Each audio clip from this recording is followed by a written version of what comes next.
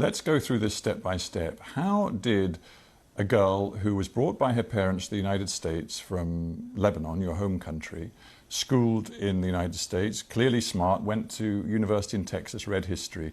How did you get involved with the sex porn industry? I don't think low self-esteem discriminates against anyone. It doesn't matter if you come from a great family or if you come from a not so great background. I struggled my entire childhood with weight, and I never felt attractive or worthy of male attention. And suddenly, my first year of college, I start losing all this weight from making small changes. And by the time I graduated, I was ready to make a bigger difference. I felt extremely self-conscious about my breasts because that was the first thing to go when I lost all the weight. I lost about 50 pounds. I don't know how many kilos that is, or stones. Well, it's a considerable amount of weight. Yeah. It changed your body, it changed you physically. Completely. Yeah. So my biggest insecurity was my breasts. So I wanted to more or less go back to what they normally were. And once I did that, I started garnering all of this attention from men, and I was never used to it. And I felt like unless I held on to it and kind of did what was asked of me or what was expected of me, it would go away. And after feeling what it was like, that validation and, you know, the compliments for the first time, I did not want that to go away.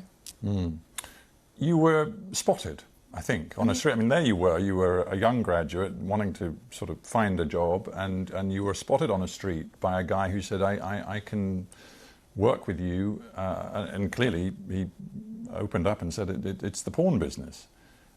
What was it in you that far from running away, was drawn into it? It wasn't, that's not how it was. It wasn't just, hey, do you want to come do porn? It was more so, oh, you're beautiful. Like, would you like to do some modeling? Oh, you know, you have a great body. Like, I think you'd be great in nude modeling. Things like that. And after I came and toured the studio, you know, it was very respectable. It was a gorgeous location. It was in Miami, in Doral, Florida. It was clean. Everyone who worked there was nice. All of their cubicles were decorated with family photos. Like, it was nothing dodgy or that made me uncomfortable. And after the first time I went in wasn't the first time I filmed a porn movie. It was the second time. The first time was more so, do you want to do this? Like, sign the paperwork, et cetera, et cetera. These guys, they just saw you, frankly, as a money machine. Absolutely. But you still had no advisors, you had no lawyer, you had no nothing. So what 21-year-old has a lawyer on retainer? I'm just trying to get my head around how stressful this must have been, and whether even now, because you sit here so poised, and obviously a lot of time has passed and you've moved on, but do you think there is some sort of post-traumatic stress that is in you from this experience? Yes, and I think it kicks in mostly when I go out in public, because the stares I get, I feel like people can see through my clothes, and it brings me deep shame. It makes me feel like I lost all right to my privacy, which I did, because I'm one Google search away. Yeah, and those images you cannot expunge. You have no right, even though it is deeply personal to you, you have no right to remove them from anybody's view around the world. Yeah. It is very hard.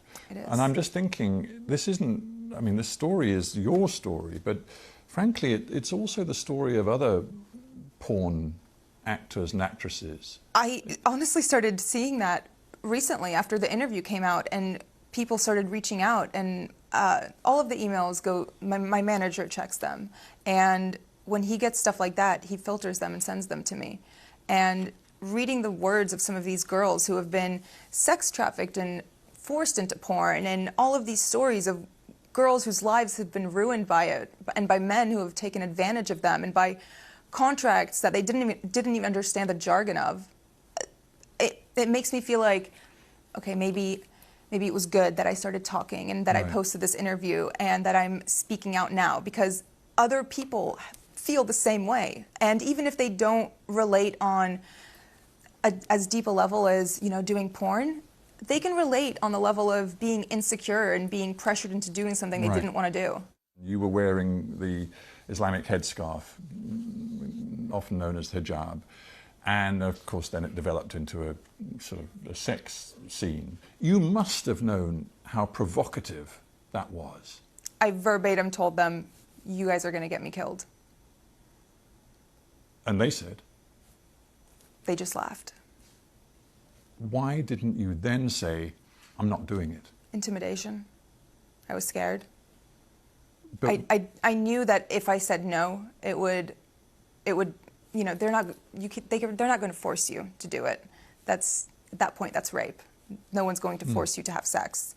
But I was still scared. I mean, have you ever felt scared not scared, but nervous to speak up and say something at a restaurant when your food's not right and the waiter comes by and says, "How is everything?"